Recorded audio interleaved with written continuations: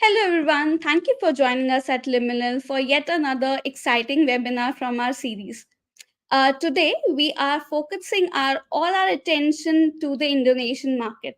I thank everyone for joining us for this session. Our first guest for the session is Mr. Iqbal. Mr. Iqbal is the CTO of Digital Exchange. Hi, Mr. Iqbal.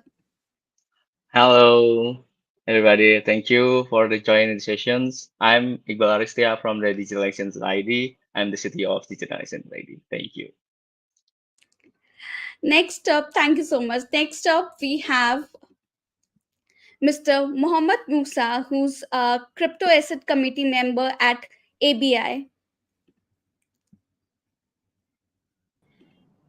Hello all. It's nice to meet you all. So thank you for participating. Hello, Mas Iqbal and Akansha. I am Musa, one of representative from Indonesian Blockchain and Crypto Exchange Associations. Looking forward for our discussion for today. Thanks. Our next guest is Mr. Aditya Susedo, who's the CFO of Bitwire. Yeah, thank you, Liminal, for inviting us. I am Aditya. I'm co-founder of Bitwire with Dendi and currently serve as CFO of Bitwire. Bitwire is a spot and derivative crypto exchange. Up next is Anak Tibari, who's the AVP Legal at Liminal. Hi, hello everyone. Great to have everyone here, and great to host everyone through our Liminal platform. Excited to speak about and learn more from the experts here about Indonesian regulations. Our last but very important guest with us is Alexandro, who's the Business Development Manager at Digital Exchange ID. Hi everyone. Thanks for having me, Akansha. Thanks for having me, Liminal. I look forward to the discussion today. Likewise. So I would like to say that Indonesia has emerged as a very important market in the cryptocurrency and Web3 landscape. With so many new regulations taking place, there's always a lack of knowledge, which we are trying to impart through this session. So let's just start with our first question, which is directed towards Mr. Mohammad Musa. Can you please give us an overview of the current cryptocurrency regulations in Indonesia? Yes. Hello. I wish you hear me. Basically, the first time in crypto Indonesia, which came from under the Bapepti, which means the COFTRA or commodity and futures trading regulatory. So basically, it was under the Ministry of Trade, and it was started on 2019, which from the biggest things that we have the number five, and as of now, there are like several regulation that have been like implemented in Indonesia. There was like we call it the peraturan perba or perba or regulation from Bapepti, which number 8 year of 2021, and number 11 the number 8, sorry, number 8 and number 13, which means the amendment and the revise from the number 9, sorry, the number 13 and number 8. It's about how that we can the guidance of that we are doing some crypto tradings, especially the crypto exchange.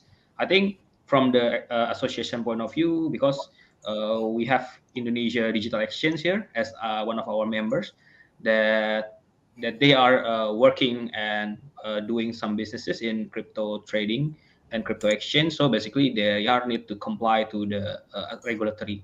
And also the next one is for the regulation for how for the crypto assets that can be traded in Indonesia.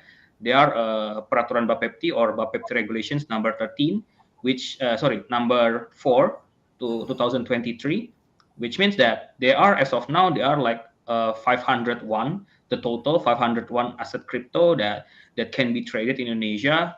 And of course that on the side of the regulations that we need to do some like assessment related to the project or crypto project that can be traded in Indonesia, like together with the exchanges and association and of course the Bapepti. And yeah, and I think last but not least, I think the next one is on the act format that the higher than just a Bapepti regulation, which means the Undang-Undang number 4 2023, which like a transition a transition for regulatory to from Bapepti to OJK or financial authority. Yeah. And I think that will be kind of and I think that will be kind of our discussion for today, Akshay. Thank you. Thank you so much for giving this brief yet very important understanding of the current regulations in Indonesia. Our next question is towards Mr. Aditya. What are the roles of Commodity Futures Trading Regulatory Agency (BAPETI) and the Financial Services Authority (OJK) in regulating cryptocurrency in Indonesia? Yeah, just like what Mr. Muhammad Musa said, yeah. Basically, Bapepti is like the CFTC of Indonesia. And the OJK is the role of OJK is more general, like SEC or FINRA. Yeah. Back in the early days of cryptocurrency, where the only use case of cryptocurrency is just no more than a digital token. Also, Indonesian government back then treated cryptocurrency as commodity. The rules the rules of Bapepti is more prevalent, yeah, than the OJK. But now they are more use case than simply a digital token. Now we have lending, we have NFT, stable coin, and so on. So that eventually the roles of OJK will morph it in this industry, in this cryptocurrency industry. Sure, sure. Um, So, how have the current regulations impacted the cryptocurrency industry as a whole in Indonesia, from both investor as well as exchange point? Mr. Iqbal, since you represent digital exchange, I think you will be a very apt person to answer this question. Yes, okay. I will discuss about the last regulation where they are have a crypto exchange, clearing, and depositories. We all certainly hope for a good impact on the presence of crypto exchange, clearing, and depositories to strengthen the crypto ecosystem in Indonesia, because the presence of this exchange is also to guarantee legal certainty and protection for the crypto customers, so that customer can make transactions safely and with the value. But as far as possible, do not there are additional exchange fees with the existence of crypto exchange, clearing and depositories, because if there are additional exchange fees, there is a potential for investor to choose to untransact abroad and have a negative impact on the Indonesian market, which is will become decrease of the transaction value. And then from the exchange perspective, it's definitely more difficult to compete on the international stage because with the current conditions, tax costs are relatively high in the crypto industry, plus several costs that must be borne by the existence of the crypto exchange, clearing and depositories. Their costs cannot be charged to the customer. If we charge customer through the transaction fees, then customer will no longer want to transact with us. So because customers will definitely choose the platform with the lowest transaction fees. But Of but course. this crypto exchange, clearing, and depositors also actually helps strengthen customer confidence in the crypto industry in Indonesia, as proven based on the data from the Ministry of Trade. Crypto asset transactions reached IDR 94 trillions in the September 2023 now.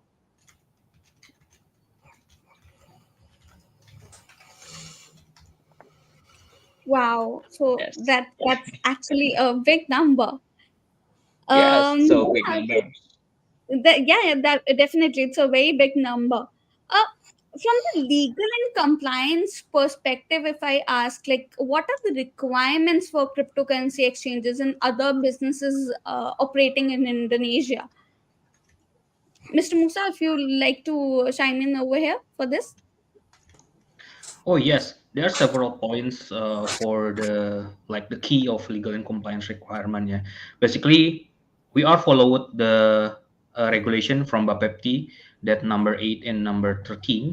that basically on that regulatory, that is a guideline for, let's say, a crypto exchange want to comply to the regulatory in Indonesia, as we call it, as the potential crypto trader with the, we call it license, yeah, we call it license.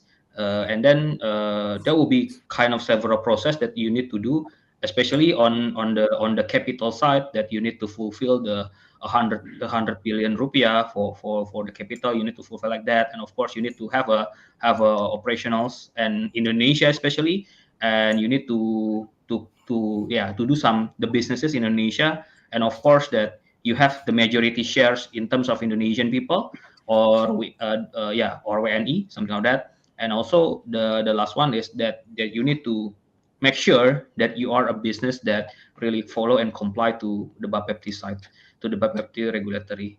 And yeah, I think what Mas Iqbal said before, that we have several things, yeah, like Bursa or clearinghouse and custody.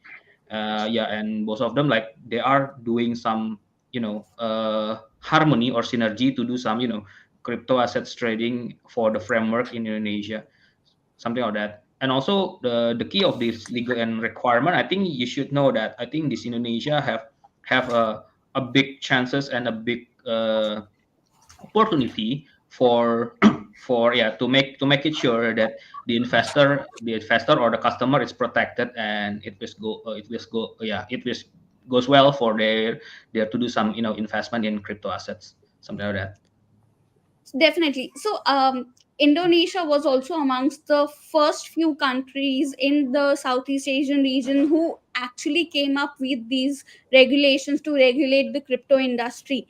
So, I think the prospects are enormous. Anag, on that note, would you like to add something with regards to what are the key cryptocurrency, AML, as well as the regulatory frameworks that are implemented or are expected to be implemented? Sure, Akansha. I think that is very interesting because most of the panelists spoke about BAPEPT and OJK. So, just to guide the audience here, currently the commodities trader, the BAPEPT regulator, is looking after all the licensing requirements. But this landmark or the significant shift is about to happen in this cryptocurrency regulation, that they are transferring this oversight from Commodities Futures Trading Regulatory Agency to FSA, which is Financial Services Authority, by January 2025.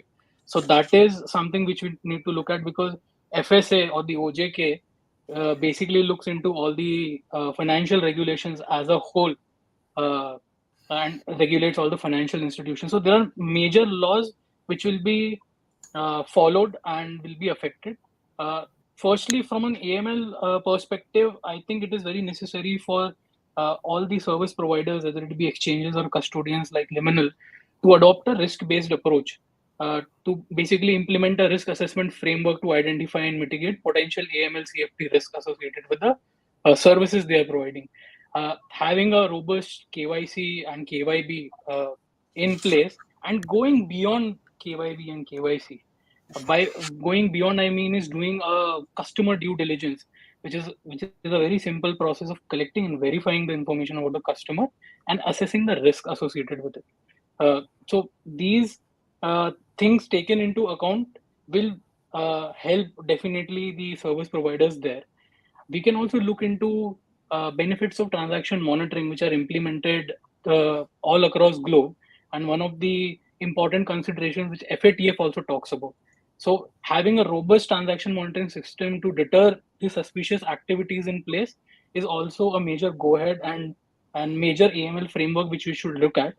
While we are monitoring these transactions, all the suspected transactions which are caught or which are caught in the system needs to be reported to Indonesian FIU. There is an FIU in place in Indonesia, and while you report this, uh, the several checks such as travel rules, SAR reporting, uh, all should be brought in together to make it more robust in nature. I think these are the few key things which will strengthen the not only the AML CFT framework, because I very clearly remember uh, 10, 11 years back, uh, Indonesia as a as a country was in blacklist or grey list of FATF, and now they have come a long way, wherein they are out of that. Not only out of that zone, they are rightly regulated by regulators such as BAPEPT and OJK. So I think we are on right track, barring the mechanism which I just mentioned. If we try to focus on these things as a whole, this will result into a better framework going ahead. Absolutely. There's so always, as we say, there's always a scope for improvement wherein the ecosystem has to go undergo a continuous series of changes to make it into a perfect system. Yeah, if I Uh, may add, Akansha, sorry. yes, Just from my perspective, right, as someone that's actually in the Indonesian crypto industry, um, as the things Anak mentioned earlier, they were all, I guess, they are all correct. They are being implemented right now. So we are definitely in the right track. So I remember last year, um, when I started my job here in digital exchange, I was asked to find all these providers for AML, KYC, KYB, KYC. Correct, correct. These are all things that were being asked of us. So these are all required. And I think definitely, I would say most crypto exchanges in Indonesia, they've already started implementing all these risk-based approach for AML and CFT. So yeah, I think definitely we're on the right track. definitely. So, Alexandra, while we are talking, you are constantly in touch with various businesses as well as I think in Indonesia. So, how, in your view, will these changes impact the cryptocurrency industry as a whole in Indonesia? Okay, so before I get into the good or the bad, I do want to say that I think it's very important for the industry that we get some sense of certainty, right? Because right now we are Right. currently undergoing a period of transition. So we're moving from BAPIP to OJK in the next couple of years, and that does mean that there are lots of changes yet to come, and that Yeah. definitely has left some sense of uneasiness in everyone's mind because at the end of the day, this is we're in the financial industry. Trust is everything, right? So even if Everything. Correct. yeah, so between consumers and even us industry players, there are uneasiness, uncertainties. It's definitely not an ideal situation, but that's okay, right? Because change is never easy, but oftentimes it is necessary. But yeah, regarding the changes, I see myself as an optimist, right? And I would like to believe that this change is for the better. I think Bapeti has done a phenomenal job in laying the groundwork and foundation of what is Indonesia's crypto industry today, because they did take us on when no one wanted to back then.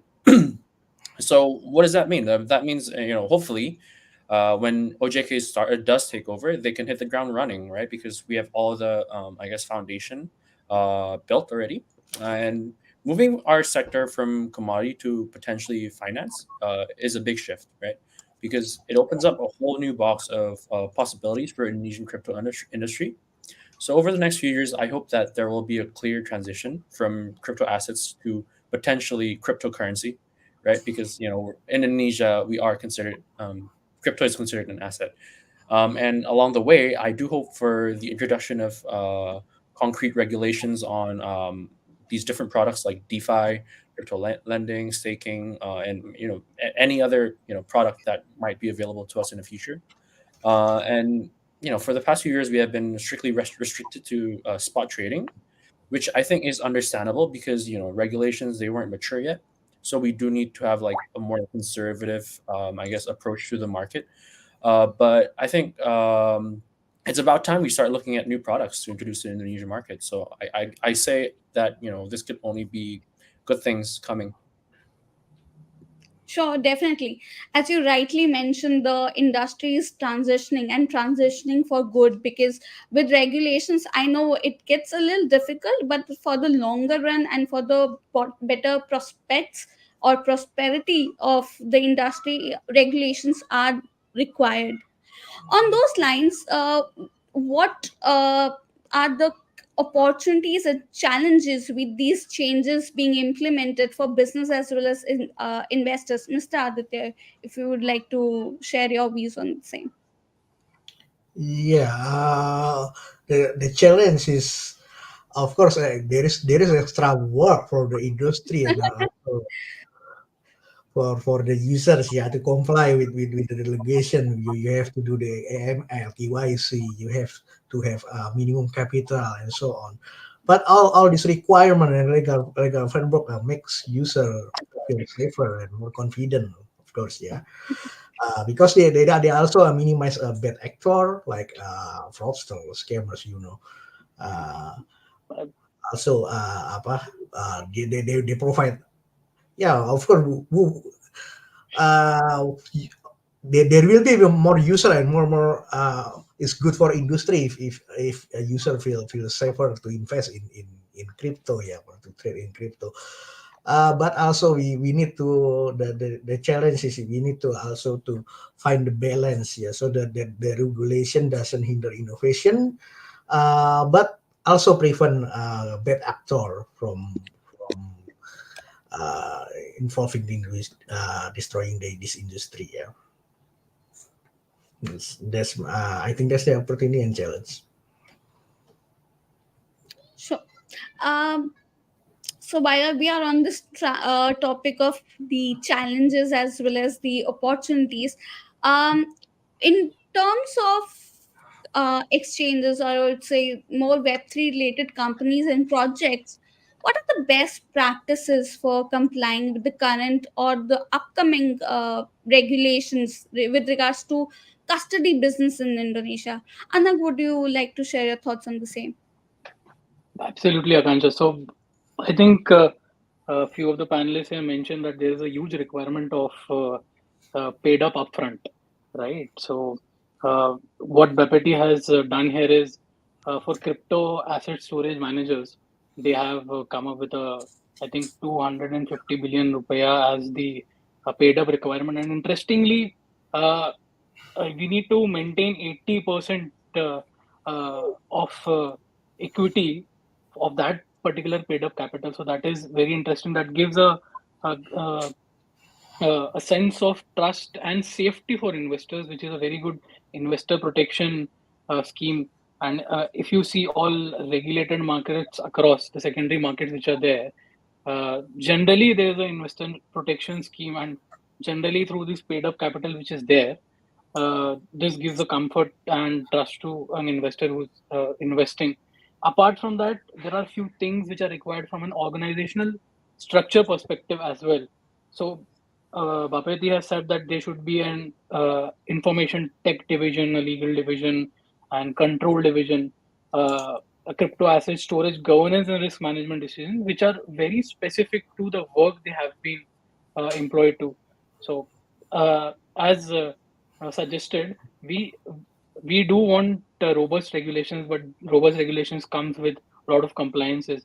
For example, Liminal does these compliances for our customers, that we do customer funds segregation.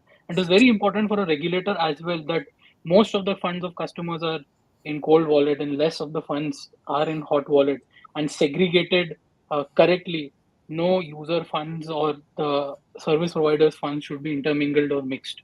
So having these in place, getting regular audits done, uh, uh, which will basically prevent all the service providers from getting penalized by the regulator, because there are heavy penalizations which a regulator can employ you for privacy violations, for any of the such violations. And a major thing which I think which Bapiti also took from FATF was having a tribal rule compliance in place, which is very essential, wherein you know the recipient's address, recipient's name, sender's address, and sender's name, which gives comfort not only to a regulator, such as regulators who want to know where a transaction is happening and ending to, also to a user, because once you're doing a transaction, you should be aware of whom you're sending the transaction to. So complying with these such kind of regulations might be a hectic task or may seem hefty, but these regulations are looked upon by the rest of the world, and Indonesia, being a G20 nation, have come forward with such prospective regulations that I think people are looking into opening their shops in Indonesia and working there. That is one of the reasons that the environment is currently very positive.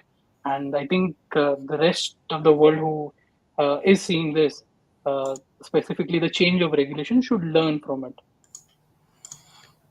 Absolutely with you on that. In fact, I would say with these regulations in place, it's becoming a more favorable market to operate in, especially in the Southeast Asian region.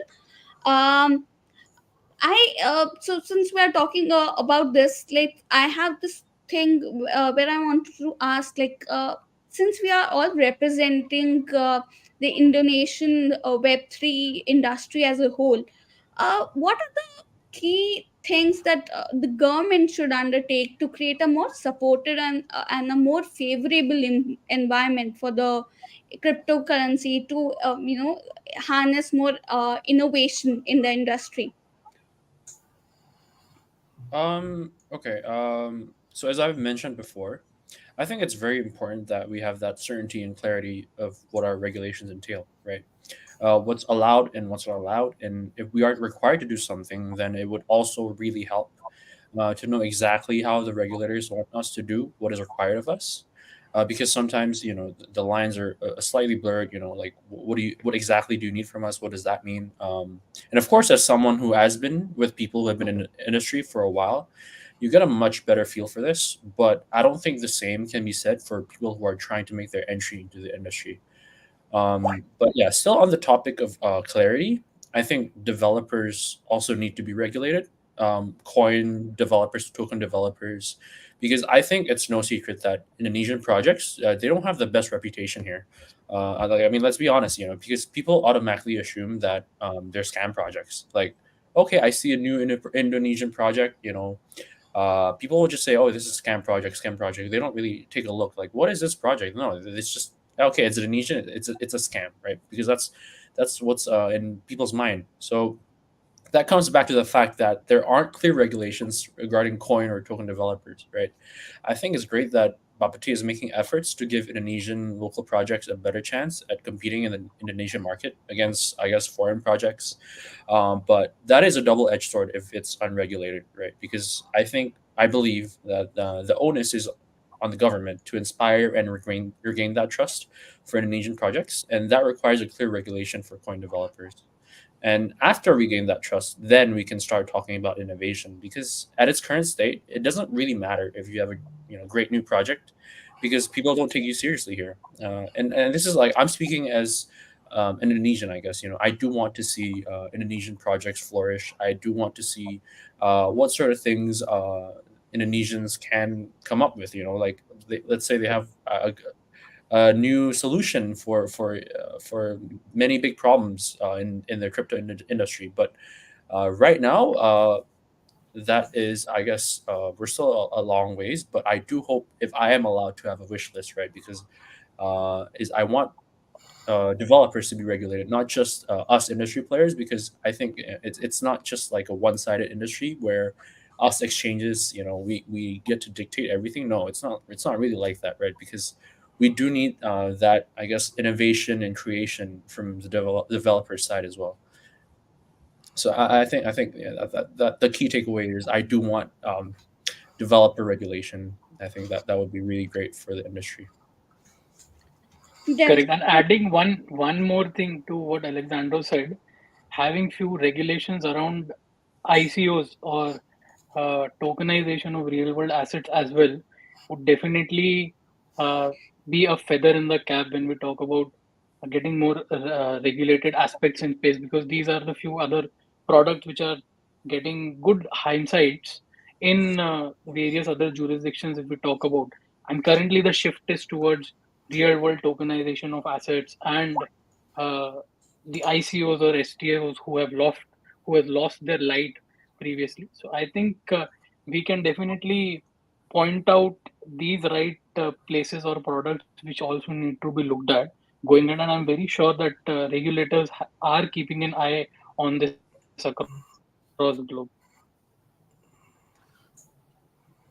Definitely. Mr. Musa, would you like to share your thoughts on the same?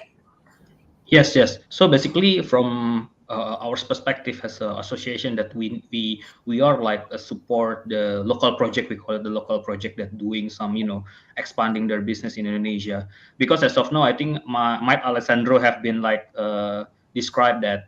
I think if we call the Indonesian project that they have to need extra effort that they need to yeah to do some things about marketing that they need to introduce their own projects.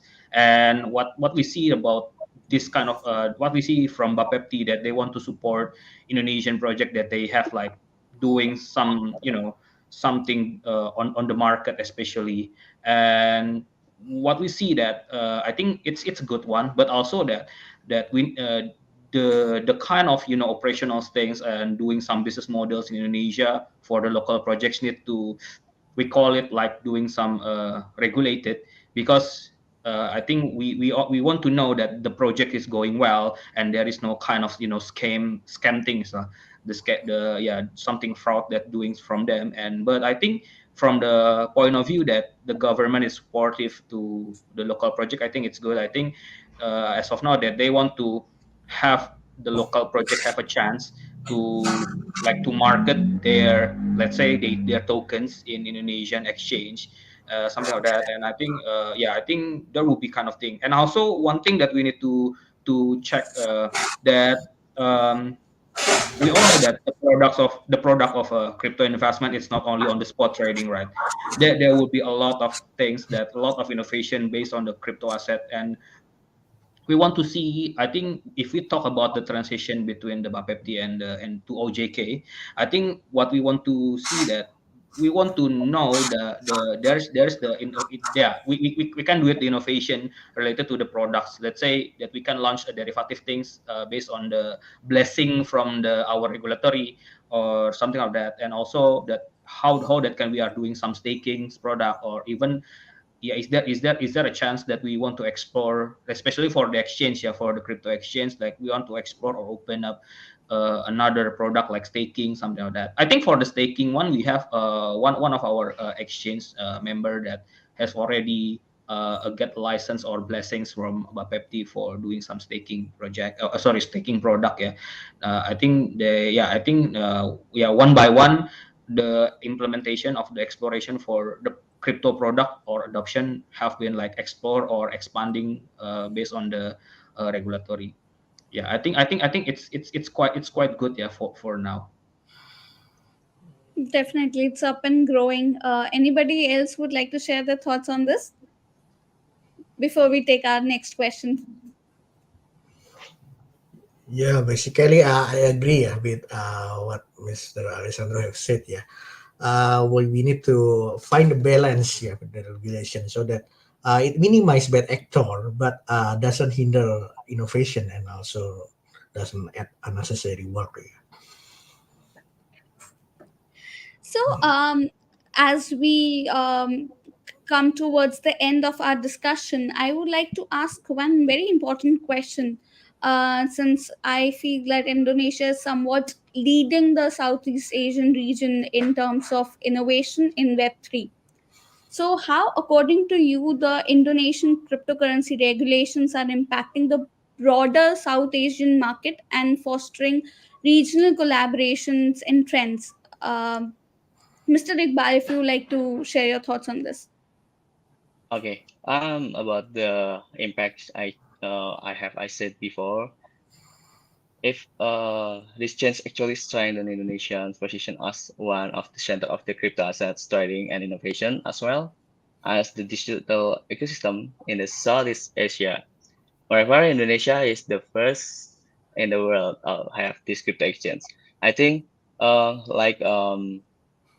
Alessandro said, we need to more innovation, we need to more product in the crypto industry, and then we need to make more opportunities and space for the crypto industry players to work together and innovate to Southeast Asia, and then make the Indonesians the center of the uh, can be accelerate and create and encourage effort to develop Indonesian digital economy to by 2030. I think all the economy or the ecosystems needs to grow up, and then I think the change for the regulation is make a big opportunities to get more products like a landing maybe, yeah, Mr. Musa, for the next products, I think. Probably staking, yes, definitely. Yes. Yeah, the Kings is already more two exchange have a license, and in digital exchange too still requirement for the staking products, and then we need to more product for the our customers and our investors to make their interesting to the crypto assets. That's I think the interest for the crypto assets for the customers, not only for the halvings for the next years. Yeah, this next to be more product and innovates like Web3 or the metaverse, not to only the in the last years. Definitely. There's a user question that they have shared. Why some exchanges in different country are restricted to register? Is there any regulation? And how is it about Indonesia? Sorry. Yeah, can I Sure. answer those Sure, Yeah. sure. questions? Good. Please, please. So so basically, thanks Ricky for the question. So basically, it's not restricted as long as they are committed to do some business and to comply to our regulatory in Indonesia, especially that if you want to have a business related to the crypto exchange in Indonesia that you want to follow or comply to our to the BAPEPT, especially as of now, yeah, to the BAPEPT regulatory. Let what I said that on the PERBA or the regulations, BAPEPT regulations number 8 2021 and number 13 2022. I think it was there's already a guidance, yeah, like like some businesses need to fulfill or some pointed that you need to comply to the businesses, and also that you need to submit all of the things for the license, right? And of course that because you are committed to the business in Indonesia industry, that you are committed to, yeah, to get like we call it, to get a collaboration with our government, something like that. And also that, yeah, after you get the license, so welcome to our associations. So this kind of association that we have to, that basically we are supporting our members to, yeah, to expand the projects, to do some the businesses, to help them like to bridge to the regulatory, especially BAPEPT, and also the next regulation for with the OJK. That's why there's a kind of, you know, there's a kind advantage that we as advantage of our association, that doing these things on the regulation side in Indonesia. So yeah, basically if someone that doesn't know how to do the businesses and of, let's say, from one of the exchange from outside of Indonesia wants to have, yeah, wants to expand the business, they want to have a Indonesian representative or operationals in the product of Indonesia. I think there will be kind of things. I think that will be a crystal clear from the regulatory side that, oh, this is what I need to fulfill as the crypto exchange. Anup, would you like to share any other points from the legal perspective? Yeah, I think uh, we are on the right track while we are discussing that it is necessary to comply with the regulations which the regulator has set.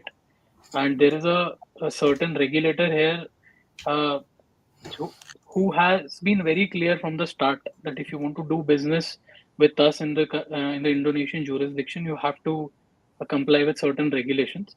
There are different kinds of service providers, whether it be custodians or exchanges or desks, and when there are open regulations, it is good for the market outside of a jurisdiction to enter that jurisdiction with a regulatory mindset.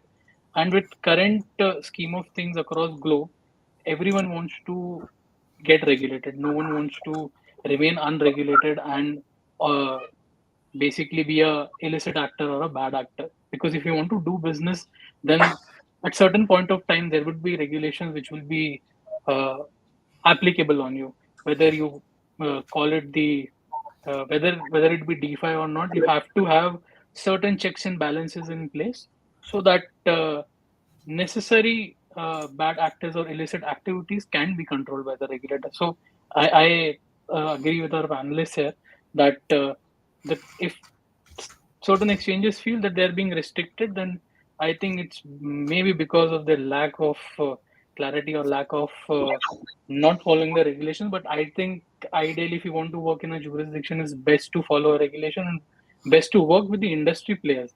So we have great industry players, like all of our panelists belong to some of the good exchanges here and associations. So if you join hands together, you can definitely curb a lot of things which are going wrong across globe, not only a particular jurisdiction, and you can uh, be a good actor in the eyes of law, especially a regulator such as Bapapti. So if they are taking a step ahead, we should also take a step ahead and make this a better place to play with. Absolutely. So on this, any parting thoughts from our guest today?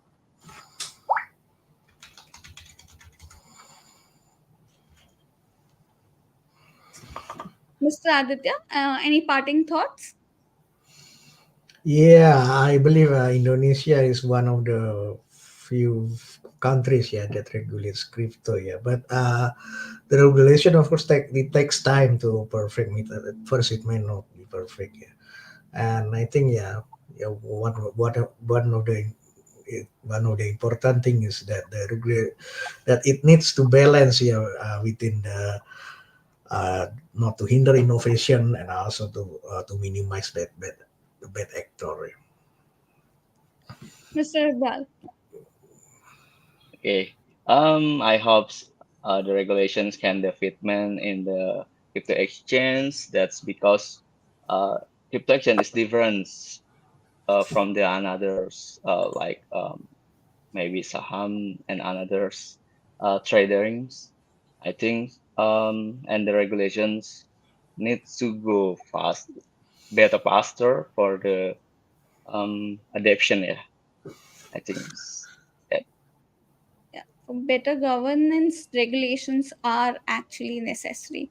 Mr. Musa, if you would like to share your thoughts. Yes, so basically, from our association, that we are support or we are doing some supportive things about the crypto exchange and crypto businesses in Indonesia, because we are as the home of Indonesian projects. I think as of now that we have like around 670 members from blockchain projects and of course exchanges, and also that we hope that we can do together to make this collaboration in terms of the crypto industry, especially in Indonesia, and also we can make a good, like a good insight for our government as how to do the business in crypto asset in Indonesia, something like that. Sure. Hopefully, Yeah. yeah, Aspapindo can bridging us. Yeah. So, Alessandro, if you would like to share your parting thoughts here. Um, uh, I think I think pretty much you guys have summed it up greatly. Uh, but I do want to say that I'm very hopeful for what the next 2 years will bring for the industry. Uh, Definitely, there will be challenges, right? Because there is that uncertainty, lots of changes. Um, but I think as long as regulations are clear, and I think time is definitely of the essence. So as long as they communicate with the association very clearly what they need, what sort of things they might need from us, then I think everything's gonna be fine.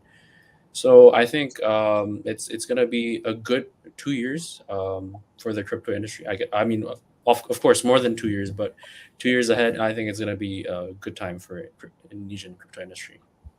Definitely with you on that. We are all very bullish about the Indonesian market and how cryptocurrency as a whole is gonna evolve in the next coming years.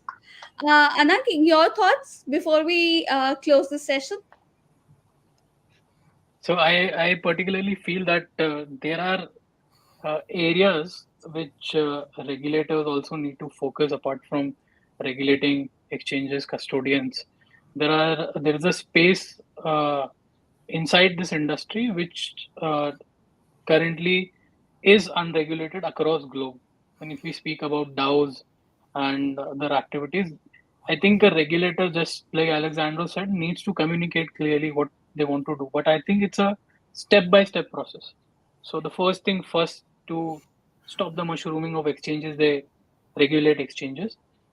So I particularly feel that the regulations are on right track and needs to be stepped up, and they need to uh, put on their shoes and just go with it, because being a G20 nation, while we all read about FSB, FATF, and all others coming up with their papers on how financial stability can also be improved, we also need to think about industry spaces which are still unregulated, or which requires development as a whole. So as a food for thought, I would leave all our audience and everyone here with a question that we definitely need to look or expand the vision of the industry, and the associations need to speak about the unrepresented or unregulated, because we are thinking of regulations, but the unregulated regulations are also necessary, so that that space is not left out. I agree with each and everybody, and the sentiments are actually mutual. So, on this ending note, I would like to say the future for cryptocurrency is bright. It's evolving. It's ever evolving, as well as it's innovative. So all you need to do is like spend some time. And no new thing can actually build up without making certain mistakes, and no new thing can be perfect in the first attempt itself. It's a very evolving industry, and it has a bright future ahead. On this note, thank you so much everybody for joining us. Thank you so much, and I hope you all have a great evening ahead. Yeah, thank you, Thank you, Kans. Akansha. It Thank Thank was a you. you so pleasure much, meeting everyone. and everybody. Thank you so Thank much you. for Yeah. joining us.